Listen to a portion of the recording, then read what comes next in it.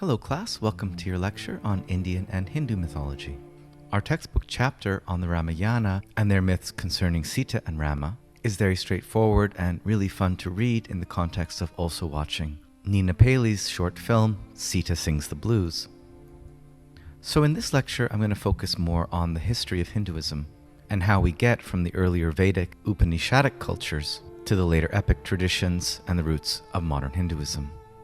In the Ramayana, the gods of the Vedic and Hindu traditions are combined and take on a personal and sympathetic interest in the affairs of mortals. Prior to 2000 BC, the Indus River Valley was the site of Neolithic villager cultures known as the Harappa culture. On the right there you see the Pashupati seal, also known as the Shiva seal, depicting one of the indigenous gods of the Harappans. They seem to have had advanced technology such as pots, coins, toilets, brick houses, property ownership, seals, complex religion, and even a writing system. Sometime after 2000 BCE, this region was colonized by Indo-European tribes, which gave rise to the oral and eventually written tradition of the Vedas. Since the dawn of modern Indology, scholars have argued over the Aryan migration versus Aryan invasion theory. Did the Indo-Aryans invade more or less all at once and subjugate the native Harappans, or were there gradual waves of migration and a more peaceful, ongoing cultural fusion? However these debates are resolved, Sanskrit, the language of the Vedas, is an Indo-European language quite close to Greek, Celtic, Iranian, and Latin. When Sanskrit began to be studied in the 19th century, thereby founding the field of Indology in the West, scholars were astonished to discover that the roots of the Sanskrit language was Indo-European. Particularly when you read the ancient Greek Homeric hymns addressed to individual gods alongside the hymns of the Rig Veda, there are a large number of parallel linguistic formulations such as Zeus Pater for god of the sky or Zeus, Agni as a fire god becoming Hestia. Myth and religion described in the Vedas consists mostly of male gods. The father god was Dios Pater, shining father, and is the same god as the Greek Pater, the Roman Jupiter. Prithvi is the earth goddess. Purusha, a primordial superdeity from which the world was created by subdivision. Prakriti, his female counterpart. Atman Brahman and Shiva Shakti seem to go back to these two divine couples. Also, the creator god is described as Prajapati, or the master of all creatures. The storm and war god Indra receives the most number of hymns in the Rig Veda, and in many hymns Indra receives his divine power in battle by drinking Soma.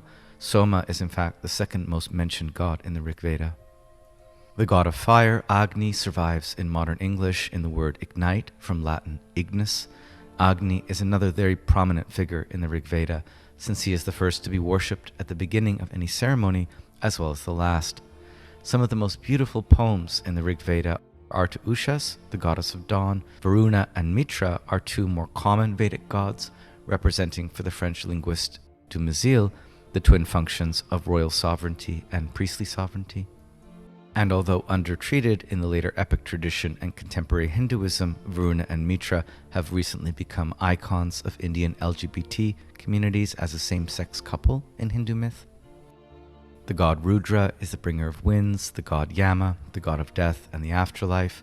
Vak is one of the rare female gods alongside Ushas. She's the power of speech, and we get in Latin vox and the English voice from her name.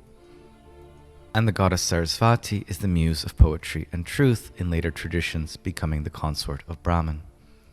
Penguin or Oxford edited volumes of the Rig Veda are fine for the beginner, but if you want the best scholarly apparatus and translations, this is the 3-volume work by Stephanie Jameson, the Rig Veda. Also, for a scholarly but inspired reading of the Rig Veda, the 20th century Indian philosopher Sri Aurobindo has written many excellent books, and this one, The Secret of the Vedas, is a really good introduction to Vedic thought as a whole. There are 4 main Vedas: the Rig Veda, the most important, which contains the hymns to the gods; the Yajur Veda, the formulas for sacrifice; the Sama Veda, songs for sacrifice; and the Arthava Veda, spells for a variety of purposes. Debated by scholars as dating back to 2000 BC or even a little bit earlier, but usually dated to around 1500 BC, it wasn't until about 1,000 years later that the Vedic oral culture began to be written down. Vedic priests, or rishis, were a hereditary caste who committed all of the Vedas to memory as part of their craft. They would officiate rituals and sacrificial festivals for the community around outdoor fire altars, composed between 1700 and 1100 BCE in the oral tradition, but not written down until much later. The Rig Veda, meaning Song of Praise, and Veda, meaning knowledge, consists of 1,028 poems or hymns organized into 10 books. Although there was an enormous lapse of centuries between their composition in the oral tradition and transcription, scholars believe they are very close to the original because of the elaborate mnemonic techniques that were developed for their transmission from father to son and teacher to student. Vedic ritual ceremonials are still designated today as Yajnas. The rishi poet priests, or Brahmins, were patronized by members of the community known as Yajamanas. And there were 3 basic kinds of yajnas still in practice today: cooked food offered on the domestic hearth, public sacrifices and worship, and the Soma ritual.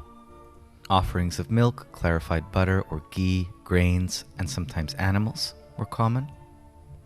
But it was the sacred chanting of the Vedic hymns by highly trained professionals that was the main event. To the modern mind, the rishis or Brahmins are a bit like the Gaelic bards. The societal power they wielded was much greater. No subject in the Vedas has received as much attention in the contemporary period as that of Soma. Soma, the word borrowed by Aldous Huxley for a drug in his novel Brave New World, is the name of 3 things in the Vedas: the plant, the drink made from it, and the deity. It's an entire chapter of 114 hymns dedicated to this god. During ritual, Soma is offered to the gods and ingested by priests and worshippers who are inspired with confidence, courage, faith, and the feeling of immortality. Soma's effects are described in many hymns of the Rig Veda, and it definitely sounds like Soma had a psychedelic element. I am huge, huge, flying to the clouds. Have I not drunk Soma? We have drunk the Soma, we have become immortal, we have gone to the light, we have found the gods.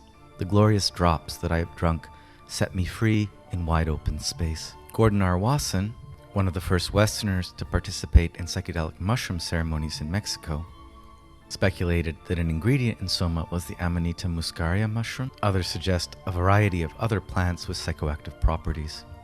These debates will probably never be resolved, but in any case it seems clear that Soma's effects cannot be reduced to alcohol. Also, the knowledge of what Soma was and how to make it seems to have been lost at a fairly early period, later Vedic priests writing of a shortage of Soma and the necessity for substitutes. The myth of the 4 or 5 castes also dates back to the Vedic period. Originally, there were 2 castes, the Aryas or nobles, and the Dasas, servants or slaves.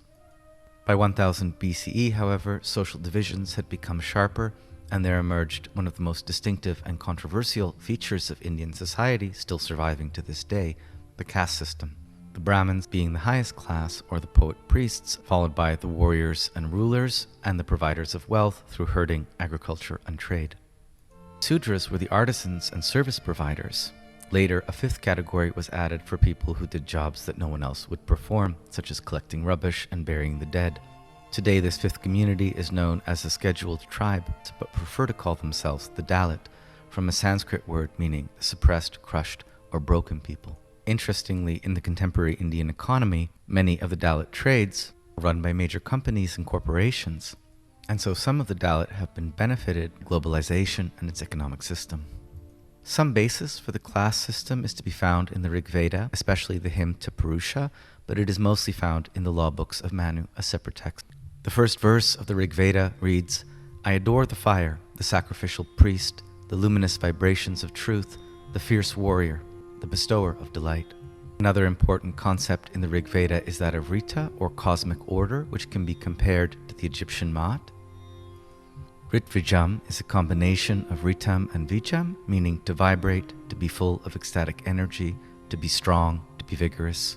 The Sanskrit word for the gods is the Devas, and means literally the shining ones, deriving from the root div, to flash, to gleam, to vibrate, to sparkle. The gods are those who play with light. The Latin word divus and the English word divine derive from the Sanskrit deva. The most famous philosophical hymn in the Rig Veda is the Hymn of Creation, so this can be considered the earliest complete cosmogony in the Hindu tradition. Notice how astonishingly philosophical the hymn is for a text probably composed around 1500 BC. Neither non-being nor being was as yet. Neither was airy space nor the sky beyond. What was enveloped and where, and sheltered by whom? And was there water, bottomless, unfathomed? Death did not exist, nor life immortal, nor was there any sign then of night and day. By its inherent force, the one breathed windless. Beyond that, indeed, nothing whatever was. Darkness was there, first hidden by darkness. Undifferentiated surge was this whole world. That which, becoming by the void, was covered, that one, by force of heat, came into being. In principle, therefore, arose desire, which of consciousness was the primeval seed. Then the wise, searching in their hearts, perceived that in non-being lay the bonds of being. We'll be doing a more involved interpretation of certain phrases in the Hymn of Creation in a moment when we turn to the chapter by Mahony. As mentioned earlier, The Secret of the Vedas by Sri Aurobindo is one of my favorite works on the Rig Veda. So let's attempt to situate now just a little bit Vedic mythology within the history of mythology that we've worked out so far. We've already done so much. Egypt, Mesopotamia, working back from there into the Neolithic, the Paleolithic, and reaching our deepest time depth with Witzel's Laurasian Gondwana distinction. Almost everything we've studied so far is pre-1000 BCE, even if studied from sources written down much later. Now with the earliest Vedic materials written down mostly between 200 BCE and 200 CE, although grounded in a culture as ancient as those we've studied so far, we begin to navigate and cross a historical threshold of global transformation in the consciousness and significance of myth. The second main body of works important for Indian philosophy, mythology, and religion are known as the Upanishads, and they emerge between 800 and 600 BCE against the backdrop of a transformation of the earlier Vedic culture. The idea that global religious and mythological consciousness underwent a fundamental transformation around 600 BCE is known as the Axial Age hypothesis. First formulated by Karl Jaspers, we'll be learning a lot more about this period of history in Armstrong's chapters in the next few weeks.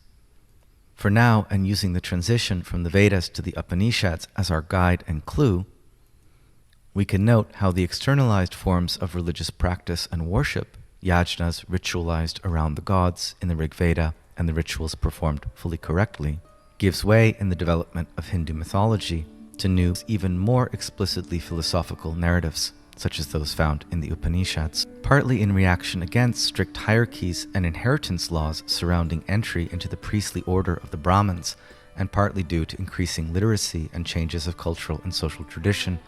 A new body of texts, the forest books, or Aranyakas, began to be recorded in ancient India by a new type of spiritual practitioner. Also, the emergence and separation of Buddhism as its own religion is dated to shortly after this period. The authors of the Upanishads questioned religious authority, pursuing instead various techniques of altering consciousness: meditation, breathwork, fasting, sexual abstinence, long periods of silence, sleep deprivation, experimenting with other plants, and living in the darkness of caves are just some of the practices that became more prominently attested during this time. Note, all of these things could be done by people of any social class, not just by the Brahmin priests. For a more in-depth study of the Upanisads, I would recommend the translation by Patrick Olivier in Oxford World Classics. The term Upanishad literally means sitting near, suggesting a disciple sitting near a master, learning the techniques for achieving religious experience, and the core philosophical concepts reflecting a transformation of earlier Vedic myth are Brahman and Atman. Originally in the Vedas, Brahmanas meant answerings or wise sayings, performed by the Brahmin or priest. By the time of the Upanishad, Brahman has become a cosmic deity, like the Logos in Western traditions, an all-encompassing unity of spiritual reality at the heart of things, and even God. Atman, in contrast, is the individual self or soul, a microcosmic Brahman, or each individual's potential for self-realization. Brahman is manifest as Satchit Ananda, Sat, reality itself or truth, Chit, pure consciousness, and Ananda, bliss. The Atman undergoes cycles of birth and death according to the wheel of samsara or reincarnation. Moksha or salvation is to realize the unity of Brahman and Atman. This will eventually give rise to the non-dual philosophy of the Vedanta, although a fundamental dualism of Atman and Brahman will continue to be an influential idea in the history of Indian philosophy. The second key concept from the Upanishads we'll be looking at more closely in Mahony is Maya. Maya is often translated as illusion, but its deeper meaning is more like matter or the prima materia plus mystery and magic. In the earlier Vedic tradition, a god's Maya is evident in the visionary transcendental images they evoke in the mind of devotees. By the time of the Upanishads, Maya appears to have acquired a more negative and limited meaning, but still a very important one. One Upanishad states, "Know therefore that nature is Maya, but that God is the ruler of Maya, and that all beings in our universe are part of his infinite splendor." Three more introductory concepts from the Upanishads include karma, samsara, and moksha. Karma names the moral cause and effect structure of successive rebirths. The root of the word implies action, deed, or jointure. It has a more negative connotation to the Western mind, but in the Upanishads, it's a neutral term, neither positive nor negative, but more the force that operates in becoming. Samsara is the wheel of constant rebirth or reincarnation, the great ring of becoming in the West. The goals of the Upanishad is to accede to the laws of karma so as to attain liberation or moksha from samsara. So moksha means freedom or liberation and comes from the root to be released. When insight and kindness are perfect, at last the pain of rebirth ends, the limitations of individuality are gone, and only Brahman remains. After the Vedas and the Upanishads, very mythological, and as a religious philosophy, the Upanishads being still very mythological, but more of a philosophical religion, there follows in the history of the development of Hinduism the epic tradition, including the Mahabharata, of which the Bhagavad Gita is a part, as well as the Ramayana. By the 4th century BCE to the 4th century CE, the foundational wisdom traditions of the mythology and philosophy of Hinduism were becoming integrated into a more popular oral tradition of poetry. For this reason, especially the Mahabharata and especially the Bhagavad Gita are astonishing works of philosophical poetry, and very often far more philosophical than the earlier epic tradition we have in Western cultures, such as Homer's Iliad or Odyssey or the Epic of Gilgamesh. Although the Ramayana has become very important for Hindustan fundamentalism in the present day, probably the most influential overall text from the epic tradition is the Bhagavad Gita, which elevates the god Vishnu in the form of Krishna to the position of supreme deity in the pantheon, and which is full of both practical and theoretical wisdom, integrating much of the history of Hindu philosophy and mythology so far. The enormous development of Hindu mythology over the next 2,000 years certainly does not stop with the Mahabharata or the Ramayana, but Indian literature continues to develop and transform, such as in Kalidasa, sometimes called the Hindu Shakespeare, as well as in the Tantra traditions, also known as the 5th Veda of the age of Kali. The various schools of Indian philosophy as well develop on the basis of these 4 books in the earlier traditions, and contemporary Hinduism in all its cultural aspects reflects one continuous development from these roots between 2000 BC and the Common Era. Since this is altogether too much to cover in a single week in a course like ours, we'll focus the rest of this week on 2 principal topics. One is William K. Mahony's account of the Vedic religious imagination in his book The Artful Universe, and the other, in line with our course themes, will be the mythological religion and philosophy known as Shaktism, or Devi worship, goddess worship, as articulated in the contemporary Indian philosopher Vanamali. According to Mahony, Vedic religion in general revolves around the idea that the wondrous and marvelous powers of nature, the diverse personalities and behaviors of the many gods and goddesses who gave form to and enlivened the world, the composition and dynamics of the human community, and the structure and destiny of the individual person are all somehow linked to one another through a transcendent universal order and harmony of being. The power of this hidden principle can be harnessed and expressed in effective language. The concept of mythical imagination is central to Mahony's thesis, where imagination is not opposed to reality as it is in some modern Western philosophy. Rather, imagination is creative, revelatory, and restorative, and grants us access to a peaceful residence in the minds of the gods and the goddesses. It is the imagination that joins the human spirit with ultimate reality itself. And myth-making on this account would be something that both the gods and the humans do with the power of imagination as a transcendentally creative faculty.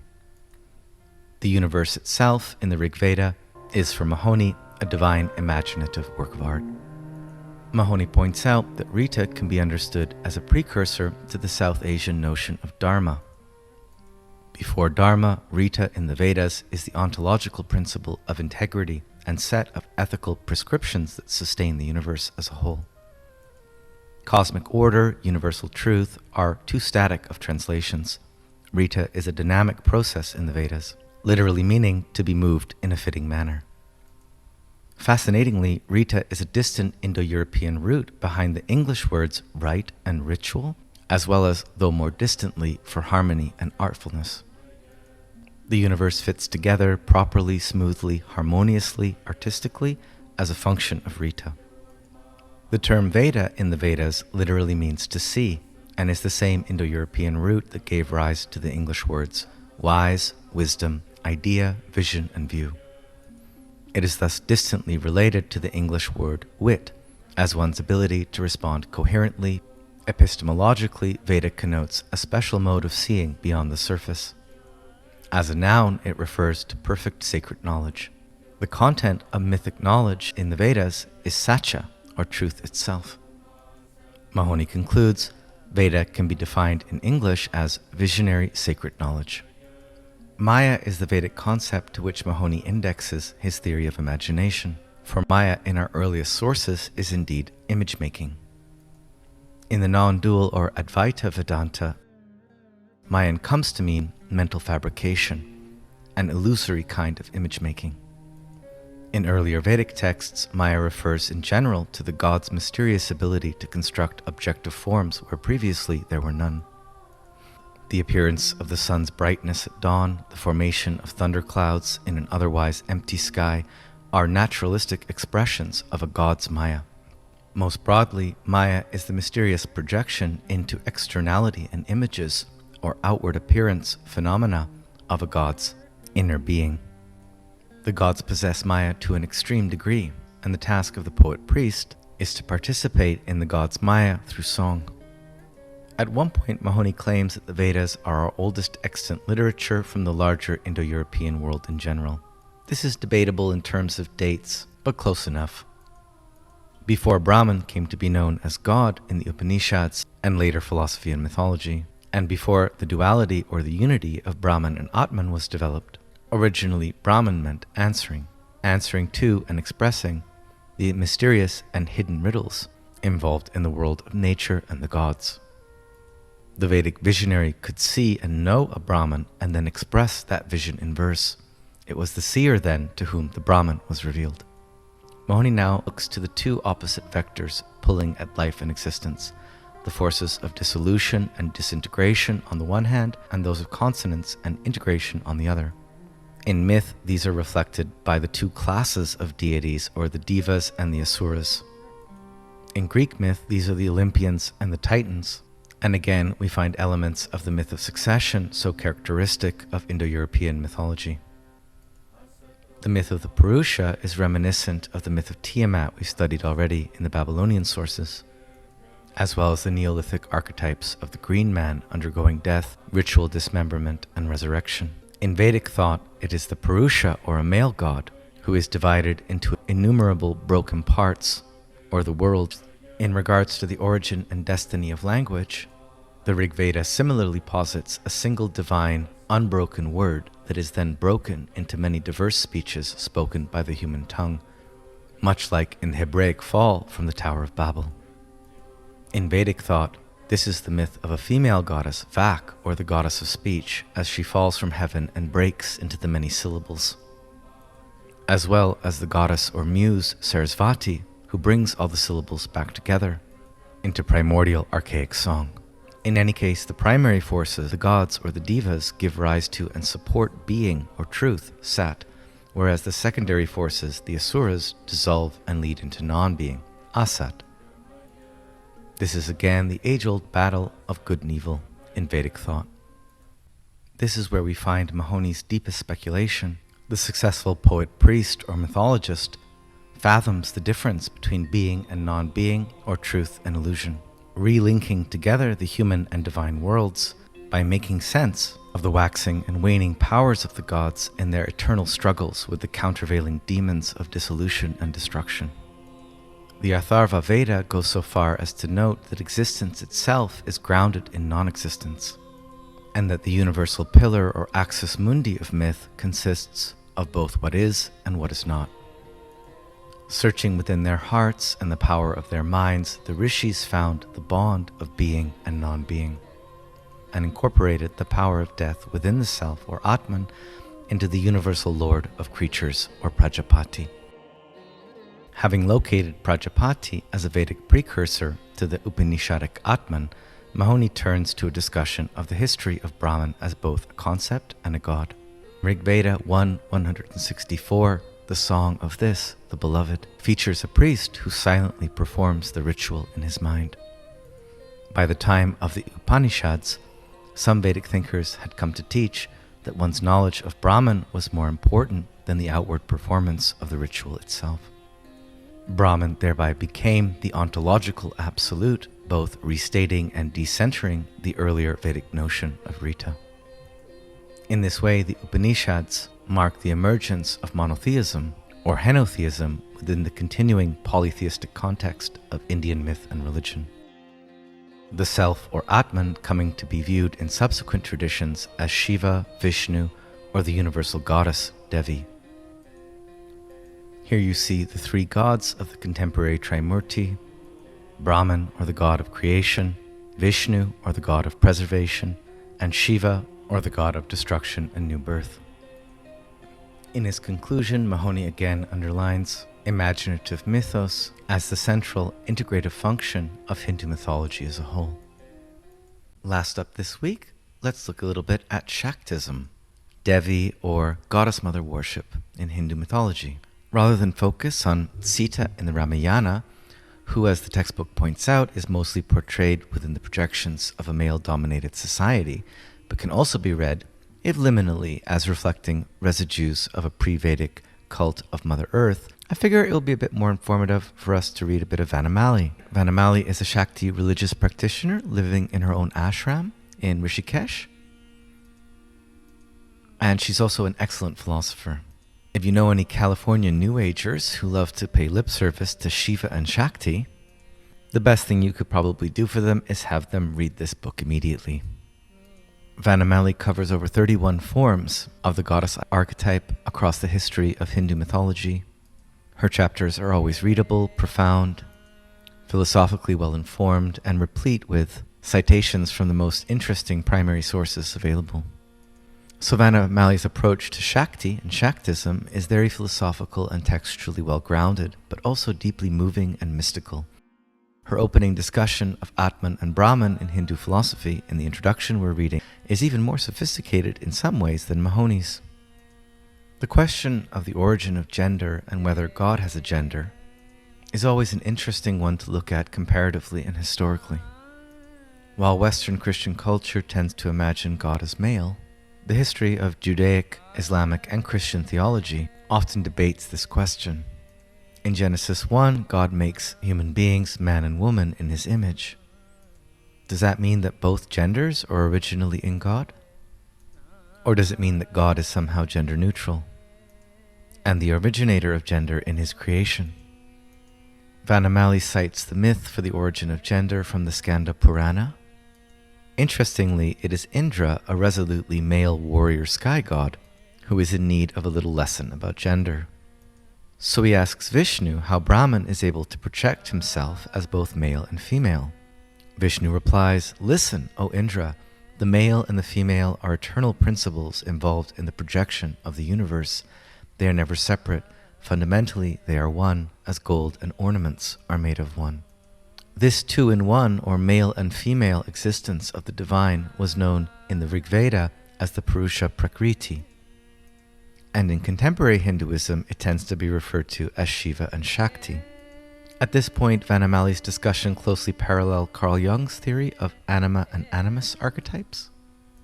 The Jiv Atman, or embodied soul, is never fully realized in its essence, or Atman, unless it passes through the Maya Shakti, which could here be understood as parallel to the Jungian anima. Shakti, or Devi, presupposes all forms of existing knowledge, past, present, and future. She is the female creative aspect of Brahman. It is through her that one becomes the many. She is Adi Shakti, the primeval force, and the first emanation of power from the absolute Brahman. She is the womb of the universe. Instead of imagining Brahman or God as male, Vanamali points to established scripture on Brahman's female aspect. Shakti is actual as well as potential Mother Nature, a latent, undifferentiated energy that rests in Brahman and contains the seed powers of many universes. It is the Shakti dimension of Brahman that is responsible for the becoming of the physical universe, the manifestation of Brahman within it, as well as Brahman's return and creative rebirth. Shakti expands into matter and contracts into primal energy throughout all eternity. In this form, Shakti is the Mula Prakriti, cosmic mother, or what Western culture calls nature. Vanamali reviews Devi in Indian mythology from the Neolithic to the present day. While the evidence for goddess worship in the Neolithic can be debated, it is in historical and contemporary Hinduism that we find fully fledged sects of devotees to the goddess mother. Perhaps she was originally a single deity of the Harappans, but she has become a whole pantheon of female goddesses with different functions. Vanamali thus speaks of continuity in Devi worship across the history of India. This is not to deny that Shaktism was suppressed or devalued sometimes in some places, but it is to say that in India, unlike in the other cultures we've studied so far, suppression of goddess worship was never complete or final. For Vanamali, Shaktism exists in one uninterrupted historical lineage leading back to the Neolithic. If this is true, then it is unsurprising that in Hindu myth we find the most richly well-developed myths about women and the divine feminine. The breadth of Vanamali's scholarship is evident here. Although contemporary Hindus and conservatives sometimes consider the Divine Mother cult a Sumerian-Akkadian import, their emphasis being on male Indo-Aryan sky gods, other scholarship we've read suggests that Divine Mother worship in the Indus Valley region may have been a feature of Neolithic Harappan Valley cultures both before, during, and subsequently to the invasion or migration of Indo-Aryans. Vanamali's response to these historical controversies is innatist, or as Witzel would say, Jungian. Whatever the historical truth may be, we can only assert that the worship of the mother aspect of God is as deeply rooted in human nature as the worship of the father aspect. And she goes on here to give a resume, a brief history of the goddess's appearance in other world cultures, the very same cultures we've studied, before exploring why God as mother is so compelling. Beginning from a little bit of psychoanalysis, Vanamali points out that the mother is our first relationship. The earliest memory of any person is that of lying on his or her mother's lap and gazing into her love-filled eyes. Clearly, this is not empirically true for everyone. An absence of the security, love, sustenance, protection, and nourishment provided by the mother being associated with quite a lot of mother complexes, if not attachment disorders, in later life. In Freud's reductivist account of religion, concepts of God and goddess are extrapolated based on the child's experiences of mother and father. In Hindu thought, this transference is not a skeptical problem. Each individual human, mother or father, incarnates the avatar of the mother or the father in varying degrees. The physical mother is a mortal embodiment of a cosmic being. The Great Mother, or Mula Prakriti, and the wonder for Vanamali is that the modern age seems to have almost forgotten about the mother's existence. Why do our mythological and cultural forms and religions privilege the law of the father over and against the love of the mother. The reason for Vanamali is that we are in the dark age, the Kali Yuga, in which our increasing engrossment in the physical side of life has torn us away from our metaphysical roots and alienated us from nature, our Divine Mother. Vanamali embraces a conception of the Cosmic Mother that involves both delusion and deliverance. The Upanishadic authors and later traditions, the great sages who pointed out the more negative Maya aspects of the Divine Mother, were not mistaken. For indeed, the Cosmic Mother sometimes deludes and misleads within particular world plays or cosmic games, leelas, but she always does so with a view to human evolution. Artists have depicted her as holding a noose in one hand with which she binds us, and a sword in the other with which she cuts the knot. The Divine Mother is not all light and play, but she sets up the cosmic drama of samsara and makes us keep playing the game endlessly. Only when we are ready to transcend the game does she release us by cutting the string, thereby setting the kite of the soul free to soar in celestial liberation. Despite the dark dimensions of nature as a Divine Mother, the solution is not merely to reconceptualize God as Father, for as our own culture shows, when God is exclusively understood as Father, a personal relationship with God can become distant or strained. She makes a profound statement on the bottom of page 6. The devotee has greater freedom when he conceives of God as a mother. Why greater freedom? She quotes Sri Ramakrishna, "Just as a child can force his demands on the mother, so a devotee can force his demands on God as mother." The child is both dependent and developing, and it is only the mother's free bondage to the child which results in a maturing capacity for freedom. Sri Ramakrishna goes on, "As long as the child is playing with his toys, the mother busies herself with household chores. But when the child throws away his toys and cries for his mother, she puts down the cooking pot and runs to the child." This analogy illustrates the strong bond that exists between the divine, conceived as the mother, and the devotee. For Vanamali, conceiving of God as a mother can strengthen our relationship with the divine. Even when the child grows up and strays endlessly, if his desire is strong enough, he can be restored into the good graces of the Divine Mother, whose compassion and love for all human beings, and especially for truth seekers, is indescribable. One of the greatest experiences of life is reconciliation, either with the mother or the father. When reconciliation with the Divine Mother occurs, she opens her arms wide, and the errant child jumps into them and regains her original bliss. For Vanamali, the Divine Mother is so important that she has in fact given birth to each deity in the Trimurti, Brahma, Vishnu, and Shiva. As well, she has given birth to the divine partners or consorts of each of these deities. As Brahma Shakti, she manifests in the form of Sarasvati.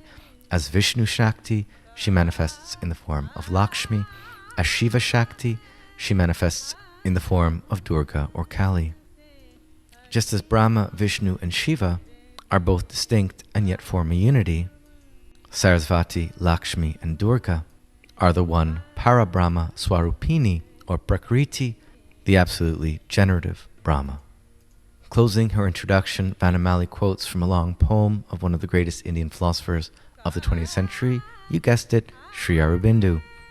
"For one there was, supreme behind the God, a mother might brooded upon the world. A consciousness revealed its marvelous front, perishable above our fallen heads. The undying truth appeared, the enduring power of all that here is made and then destroyed, the mother of all godheads and all strength, who, mediatrix, binds earth to the supreme." Sri Aurobindo's longer poem to the goddess mother, Savitri, and maybe the most magnificent poem to the goddess mother in 20th century Indian literature. Again, for those interested in doing more in contemporary Hinduism, I couldn't recommend a better book than Shakti, Realm of the Divine Mother by Vanamali. Also, for those interested, the music this week was by Ravi Shankar, his album Chants of India, as well as his collaborations with Philip Glass, as well as some music by his daughter, Lakshmi Shankar. I hope you've enjoyed your brief introduction into the wide and wonderful world of Hindu mythology. Sorry we can't do more, and I hope you all have a great week. Till next time.